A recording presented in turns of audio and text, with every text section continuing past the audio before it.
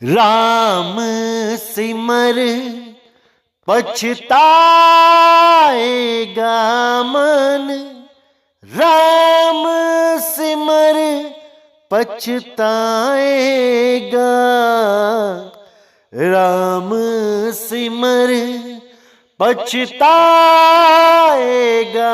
मन, राम सिमर पछताएगा। हो राम सिमर पछताएगा, हो राम सिमर पछताएगा।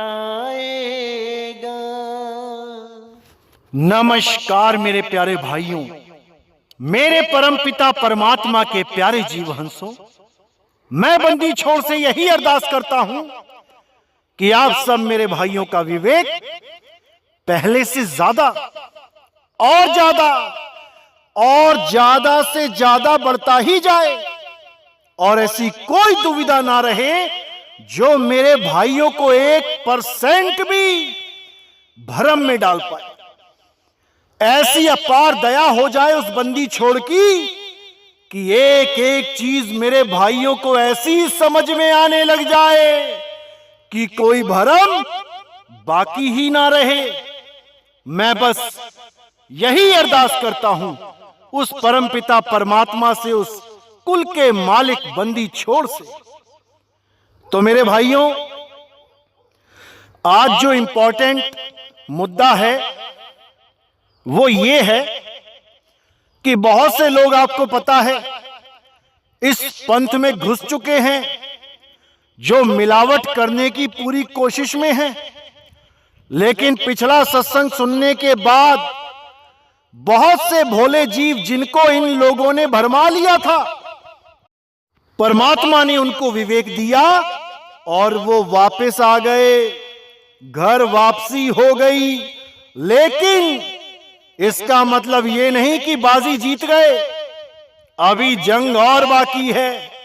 अभी ऐसे पता नहीं कितने आएंगे और दोबारा से इसी एक पंथ के 12 पंथ बनाने की कोशिश करेंगे, इसी कबीर साहिब के मूल ज्ञान में मिलावट करने की कोशिश करेंगे। लेकिन मेरे भाइयों, घबराना मत। नितिन दास इस बार ऐसा कुछ नहीं होने देगा। ऐसे भ्रम तोड़ दिए जाएंगे, सारे ऐसे भ्रम तोड़ दिए जाएंगे कि ये काल के दूत किसी को भी भ्रमित नहीं कर पाएंगे। परमात्मा इतना विवेक बख्शेगा कि इन लोगों को आप खुद वाणी के द्वारा ही जवाब देके भगा दोगे, इनकी बातों में नहीं आओगे, क्योंकि वाणी ही हथियार है। इन काल के दूतों के पास भी वाणी जाल है। ऐसा मत समझना कि इनको वाणियां नहीं पता, लेकिन ये वाणियों के गलत अर्थ करके जीवों को भरमाते हैं। और कबीर साहब के जो असली हंस होते हैं वो इन्हीं लोग का मुंह उनकी ही वाणियों से बंद कर देते हैं। तो इसीलिए मेरे भाइयों, वाणी पे पूरा ध्यान देना है, क्योंकि साहिब ने पहचान ही यही बताई है। वाणी से पहचानिए साधु चोर की हाथ, अंतर की करनी से निकले मुंह की बात। जो भी जैसा भी नाम जप रहा होगा उसके मुंह से उसी नाम की महिमा निकलेगी। अगर कोई 52 अक्षरी नाम जप रहा है तो कबीर साहब की वाणियों को जितनी बार भी उसमें शब्द का जिक्र आता है वो 52 अक्षरों में ही फिट करके बताएगा। जैसे वाणी में आता है, राम नाम की लूट है, लूट सके तो लूट, और अंत काल पछताएगा जब प्राण जाएंगे छूट। तो इस वाणी को दिखा के वो काल का दूत क्या बोलेगा कि देखो, कबीर साहब इसी राम नाम की महिमा गा रहे हैं जो राम में आका डंडा लगा के मां लगा दिया जाता है साथ में। इसी राम की बात करते हैं कबीर साहब यही राम राम राम जपना है, इसी से तुम्हारी मुक्ति होगी। अरे नहीं भाई, कबीर साहब कहते 52 अक्षर जीव आधारा, आदि अक्षर जीभ्या से न्यारा, वाही को सत सिमरण कहिए, सिमर सिमर नरि उतरो पारा। ये वो राम नहीं है जिस राम की कबीर साहब महिमा गाते हैं। ये तो 52 अक्षरी राम है, ये तो भाषा का राम है, ये तो वर्णों के द्वारा बनाया गया राम है। इसको तो आप चाहे मिटा दो, चाहे इसको आप लिख दो, ये तो आपके आधार पे लिखा और मेटा जा सकता है। लेकिन कबीर साहब वाणी में भी कहते हैं, ओंकार आदि में जाना, लिखे और मेटे ताही ना माना। मैं उस नाम को नहीं मानता हूं जो लिखे और मिटाए जा सकते हैं, क्योंकि मेरे प्रभु का नाम अलेख है जो लिखने में नहीं आता। यही गरीबदास जी कहते हैं, अरे 52 आखर लेख राम रंग होरी हो, वो आखर या में ना ही राम रंग होरी हो। कागज कलम कलेस राम रंग होरी हो, वो रहा शेष का शेष राम रंग होरी हो। यानी कागज कलम से लिखने वाले जितने भी नाम हैं, ये सब कलेस हैं, ये नकली नाम हैं, जिसके लिए गुरु ग्रंथ साहब में भी बोला गया है, कृत्रिम नाम कथे तेरे जिहिबा, सत्य नाम तेरा परापुरबला। ये जितने भी नाम लिखने बोलने पढ़ने में आते हैं, ये जितने भी नाम वर्णात्मक हैं, ये वो नाम नहीं है जिसकी महिमा संत महात्मा गा के गए हैं। क्योंकि उन्होंने भी बोला है, राम से बड़ा राम का नाम। तो राम का नाम अगर राम से बड़ा है, तो खुद बोल के क्यों नहीं बता सकता कि मेरा नाम राम है? क्योंकि भगवान राम तो अपना नाम स्वयं बताते थे, लेकिन राम का नाम अपना नाम नहीं बता सकता, क्योंकि वो लिखने में आ गया, वो बोलने में आ गया। और किसने लिखा, किसने बोला? इसी जीव ने बोला। इसीलिए साहिब बोलते हैं एक जगह, मैं तो से पूछूं पंडिता, शब्द बड़ा की जीव। ये शब्द बड़े हैं या जीव बड़ा है जिसने इन शब्दों की रचना करी है? जब ये जीव संसार में नहीं था, जब इस सृष्टि की रचना नहीं हुई थी, तो कौन सा नाम था? उस नाम को जानना है जिसके लिए बोला गया, आद सच जुगाद सच, है भी सच नानक होसी भी सच। वो जब सृष्टि नहीं बनी थी तब भी था, और सृष्टि खत्म हो जाएगी तब भी रहेगा। उसे कोई लिख और मेट नहीं सकता। बहुत से लोग इस आ के चक्कर में पड़ जाते हैं। अरे भाई, ये आ लिखा भी जाता है, ये आ बोला भी जाता है। इस आ के चंगुल से जितनी जल्दी हो सके निकल जाओ, और गुरु की सेन के द्वारा अपनी सूरत को स्थिर करके उस असली शब्द का अनुभव करो, क्योंकि अनुभव ज्ञान के बिना सब झूठा है। पता लगा गुरु से आ लेके बैठ गए और सारी उम्र अनुभव ही प्राप्त नहीं कर पाए, तो वो नामदान भी झूठा हो जाएगा, वो सिद्ध नहीं हो सकता। इसीलिए केवल और केवल अपनी भक्ति की तरफ ध्यान दो।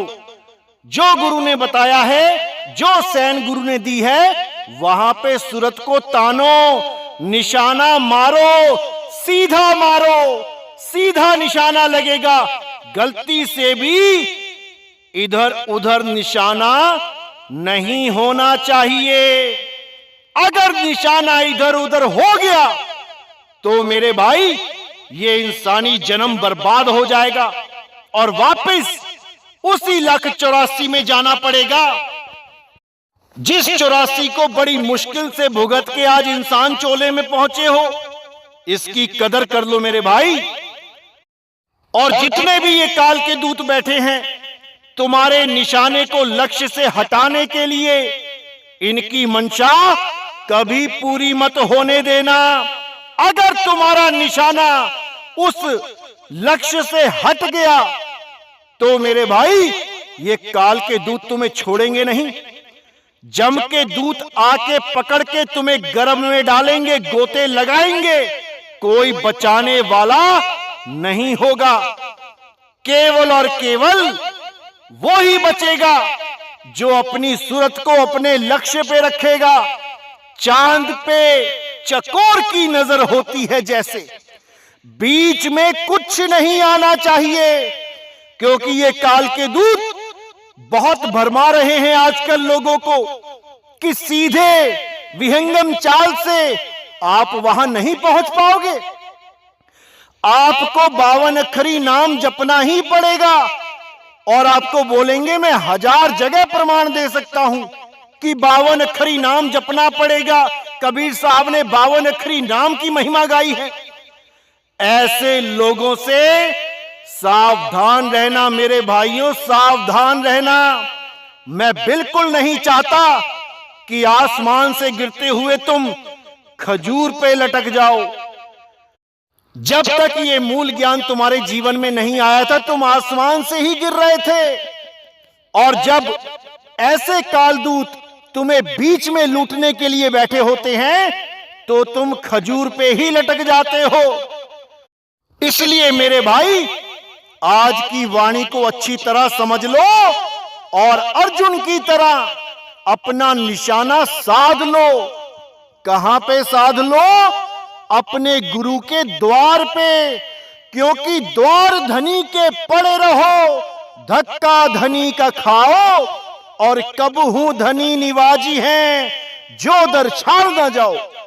ये लोग तुम्हें विचलित कर देते हैं कि नहीं, दरवाजे पे नहीं खड़े होना है, आओ 52 अक्षरी नाम जपते हैं, आओ श्वासों का अजपा जाप करते हैं, आओ कानों में उंगलियां डाल के अनहद नाद सुनते हैं। ऐसे काल के दूतों को अपने जीवन में मत आने देना मेरे भाइयों, मत आने देना। वरना जितना भी सत्संग आज तक सुना है ये सब बेकार हो जाएगा। अगर इतना विवेक जागने के बाद भी आप किसी के द्वारा लूटे जाओ तो क्या फायदा ऐसा विवेकी होने का। कई तो ये बोल के लूट रहे हैं कि आओ तुम्हें 3 सेकंड में सार शब्द दे दे। नितिन दास के पास जाके तो पता नहीं कब मिलेगा, मेरे पास आओ 3 सेकंड में पाओ। और बुला के क्या देते हैं? कान में फूंक मारते हैं, इसी को सार शब्द बोल देते हैं ये मूर्ख प्राणी। लेकिन मेरे भाइयों, अब आपने नहीं उलझना है। अब हर चीज बिल्कुल क्लियर होनी चाहिए कि हमें क्या चाहिए, कैसे चाहिए। सब कुछ आपको इन्हीं सत्संगों से समझ में आ जाना चाहिए। कोई भी दुविधा रहनी ही नहीं चाहिए।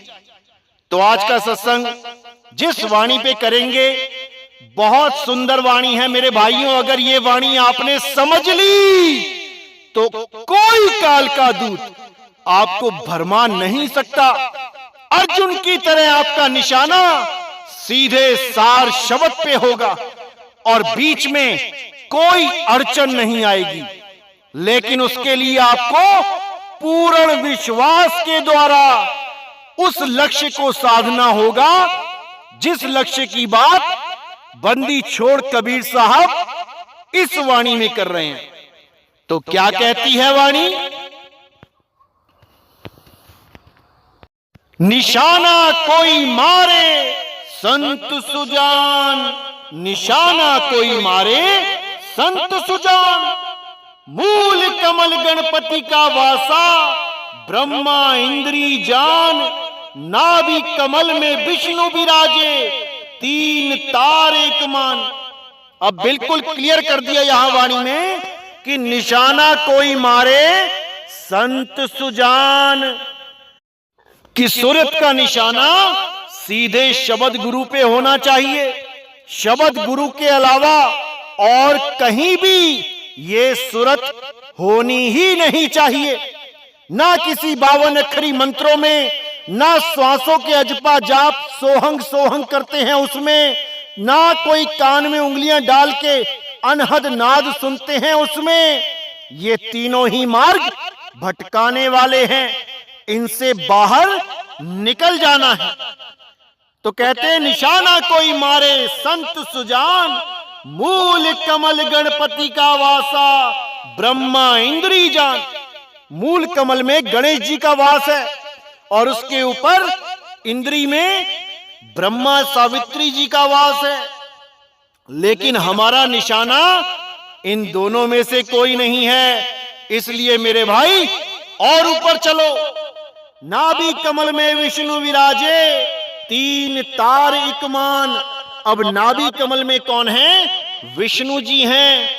लेकिन हमारा निशाना वहां भी नहीं लगना चाहिए। अब आगे कहते हैं हृदय कमल शिव शक्ति विराजे, कंठ सरस्वती ज्ञान, इंगला पिंगला सूर्य चंद्रमा, इनसे न्यारा जान। यानी हृदय कमल में शिव शक्ति विराज रहे हैं और कंठ में सरस्वती का ज्ञान रूप चल रहा है। लेकिन हमारा निशाना यहां भी नहीं लगना चाहिए। और ऊपर चलो। इंगला पिंगला सूर्य चंद्रमा, इनसे न्यारा जान। अब जितने भी संसार में गुरुआ लोग बैठे हैं, ये जितने भी इंगला पिंगला सुषमना वाले बैठे हैं, ये सब तुम्हारा गलत निशाना लगवा रहे हैं। तुम त्रिकुटी में निशाना लगा के बैठे हो, इंगला पिंगला में निशाना लगा के बैठे हो। अरे भाई, वहां पे काल का वास है, वहीं ये छुपा हुआ बैठा है। कौन? काल निरंजन, जिसके लिए बोला गया जन्मे मरे जीव 84, काल निरंजन डाली फांसी। इस काल निरंजन से बचना है मेरे भाइयों, बचना। क्योंकि इसका सबसे बड़ा जाल यही है कि ये अपने ही गुरु के रूप के दीदार करा देता है आपको। जिस भी गुरु से आपने नाम लिया है, उसी की शक्ल धारण करके सामने खड़ा हो जाता है और आप उसके पैर पड़ जाते हो कि गुरुजी आ गए, गुरुजी आ गए। अरे भाई, वो काल निरंजन है, वो गुरु नहीं है। क्योंकि कबीर साहब ने हर चीज क्लियर कर रखी है। इस काल से बचने का हर तरीका बता रखा है। इस काल के सारे भेद खोल रखे हैं। अरे तुमसे कहूं मैं नाम विचारी, ना वो ज्योत ना पुरुष ना नारी। ना तो वो ज्योत है और ना ही पुरुष और नारी है। तो ये काल निरंजन तुम्हें या तो ज्योत के दीदार करा देता है, तुम्हारी आंखों के बीच में ज्योत प्रकट कर देता है, और जो गुरु से प्रेम कर बैठते हैं उनके आगे गुरु रूप धारण करके बैठ जाता है। यानी कि जो लोग ये जानते हैं कि गुरु कोई शरीर नहीं होता है, उसके सामने तो ये ज्योत बन के बैठ जाता है, ताकि किसी को शक ना हो कि गुरु तो शरीर होता नहीं है। ये शरीर कहां से आ गया? क्योंकि ये विवेकी मछलियां होती हैं, लेकिन पूर्ण विवेकी नहीं होती। इतना तो समझ में आ जाता है कि गुरु कोई शरीर नहीं है, लेकिन इतना समझ में नहीं आता कि गुरु कोई ज्योत भी नहीं है। यहीं पे अटक जाते हैं ये लोग, यही धोखा खा जाते हैं। लेकिन कबीर साहब ने बिल्कुल स्पष्ट कर दिया है कि तुमसे कहूं मैं नाम विचारी, ना वो ज्योत ना पुरुष ना नारी। ये ज्योत परमात्मा नहीं है मेरे भाई, ये ज्योत मन है, जिसके लिए बाबा नानक भी कहते हैं मन तू ज्योत स्वरूप है, अपना मूल पछाण। ये मन ही ज्योत स्वरूप है भाई, परमात्मा ज्योत स्वरूप नहीं है। समझ जाओ मेरे भाइयों, इसको समझ जाओ। तो कहते हैं इंगला पिंगला सूर्य चंद्रमा, इनसे न्यारा जान, रूप नाल निरंजन वासा, त्रिकुटी ओम स्थान। तीन लोक में धर्म निराजा, बसे मध्य स्थान। पच्छु सोहंग शब्द होत है, दक्षिण रारंकार। तो यहां बिल्कुल क्लियर कर दिया कि रूप नाल निरंजन वासा। नाल कौन सी है? यही सुषमना नाड़ी ही वो नाल है। इसी में सारा खेल चलता है काल भगवान का और माया का। इसी नाड़ी में जितने भी जीव आज तक गए हैं, एक भी बाहर नहीं निकल पाया। सबके सब इसके जाल में फंस गए, सबके सब गर्भ में उल्टे लटक गए, एक भी पार नहीं हो पाया। इसीलिए साहिब कह रहे हैं, रूप नाल निरंजन वासा, त्रिकुटी ओम स्थान। ओम का जाप करके भी त्रिकुटी से न्यारे नहीं हो पाओगे। तीन लोक में धर्म निराजा। ये धर्मन कौन है? यही काल भगवान है। इसी तीन लोक का मालिक है जो सारे जीवों को उलझा के बैठा हुआ है।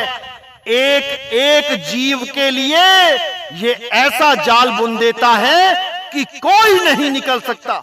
और सबसे बड़ी बात है, ये सबके अंदर मन रूप होके बैठा है। अरे काल काल सब कोई कहे, काल न चीने कोई। जितनी मन की कल्पना, काल कहावै सोई।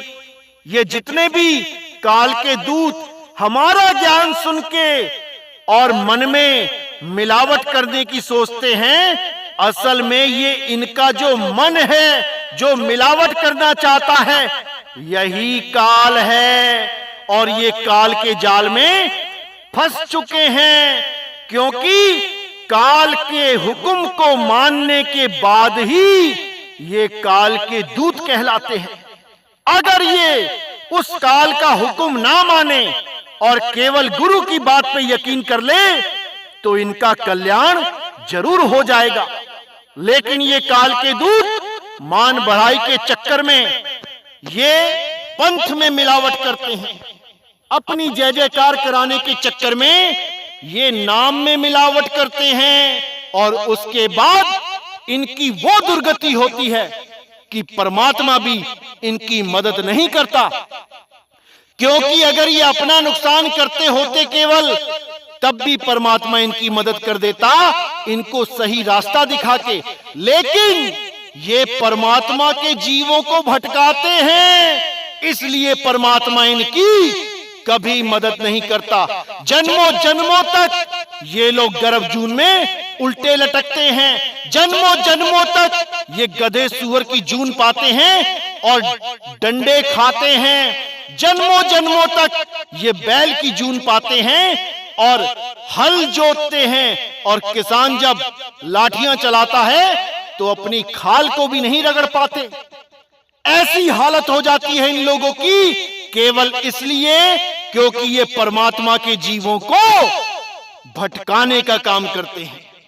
अगर तुम्हारे बच्चों को कोई बिगाड़े तो क्या तुम उस पे तरस खाओगे? कभी नहीं। कोई नशेड़ी आदमी है, अकेला नशा कर रहा है, परेशान है नशे से, हम उसकी मदद कर देते हैं, उसको नशा मुक्ति केंद्र में डलवा देते हैं।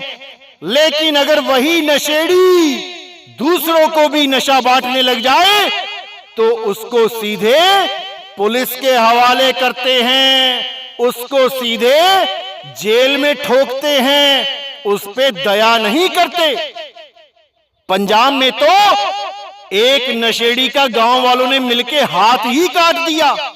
बेच बेटा कितनी बेचता है। तो ऐसी हालत तब होती है जब हम किसी और का नुकसान करने लग जाते हैं, केवल झूठी वाहवाही के चक्कर में। इसलिए मेरे भाई, गलत फहमी में मत रहना कि इस बार तुम्हारा दांव लग जाएगा। पिछली बार तुमने एक पंथ के 12 बना दिए थे, इस बार 12 से 1 करने आया हूं। इस गलत फहमी में मत रहना कि तुम 1 से फिर 12 कर दोगे।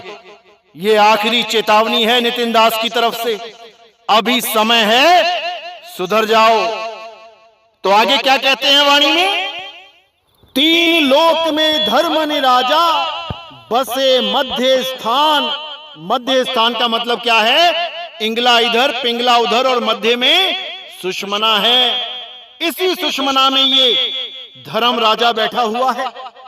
पच्छु सोहंग शब्द होत है, दक्षिण रारंकार भवर गुफा में अनहद बाजे, तासे न्यारा जान।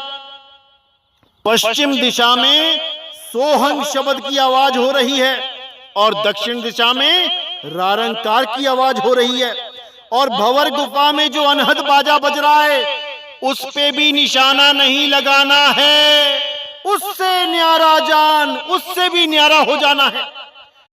तो आगे कहते हैं, परम पुरुष धर अधर तार जहां, कोट भानी उजियार, कहे कबीर सुनो भाई साधो, पद पावे निर्वाण।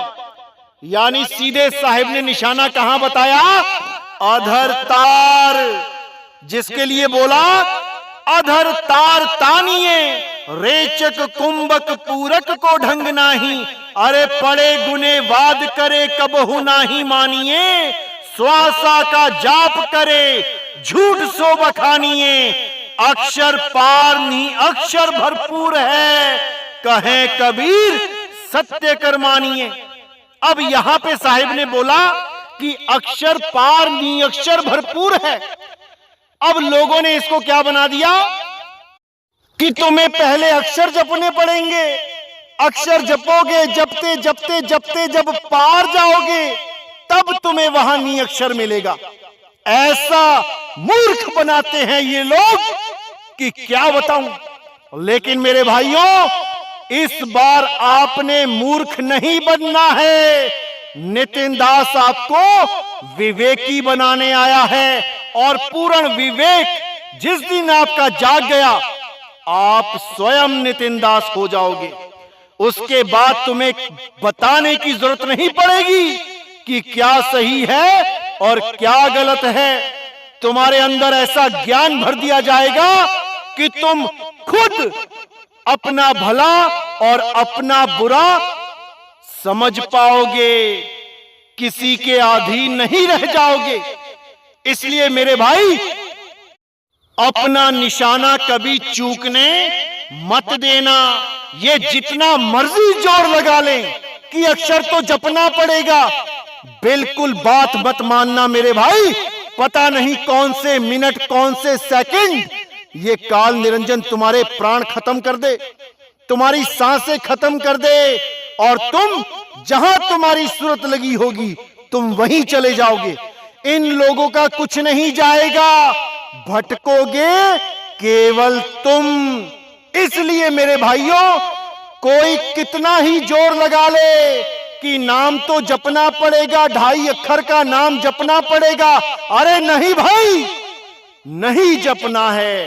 अब केवल और केवल निअक्षर नाम को जानना है, उस निज नाम को जानना है जो सारे अक्षरों से परे है, जो सारे नामों से परे है, जो सारे शब्दों से परे है, जो सारे तत्वों से परे है, जो इस 3 लोक से परे है, उसको जानना है। ये अक्षरी ज्ञान 3 लोक का ज्ञान है। तुम अगर 3 लोक के ज्ञान में उलझ गए तो मेरे भाई इसी 3 लोक में आना पड़ेगा। इसलिए जो आपको समझाया जा रहा है, पूरे विवेक के साथ उस पे अटल हो जाओ और उस एक परमात्मा की बंदगी में शामिल हो जाओ। केवल एक परमात्मा, कोई धर्म भेद नहीं, कोई हिंदू नहीं, कोई मुसलमान नहीं, कोई सिख नहीं, कोई ईसाई नहीं, कोई जैन नहीं, कोई बौद्ध नहीं, हम सब एक हैं, हम सब एक हैं। और जब तक हम एक नहीं हुए तब तक भूल जाना कि हमें कभी परमात्मा मिलेगा, क्योंकि जब तक हम एक नहीं हुए तब तक हम किसी और को ही ढूंढ रहे हैं, अपने मन की कल्पनाओं में उलझे पड़े हैं। क्योंकि अभी किसी को सतगुरु मिला ही नहीं है। जिस दिन वो सतगुरु मिल जाएगा हम सब एक हो जाएंगे। अरे राम कबीरा एक हैं, कहन सुनन में दो, दो करके वो जानते जिन्हें सतगुरु मिला ना हो। अरे कृष्ण करीमा एक है, कहन सुनन में दो, दो करके वो जानते जिन्हें सतगुरु मिला ना हो।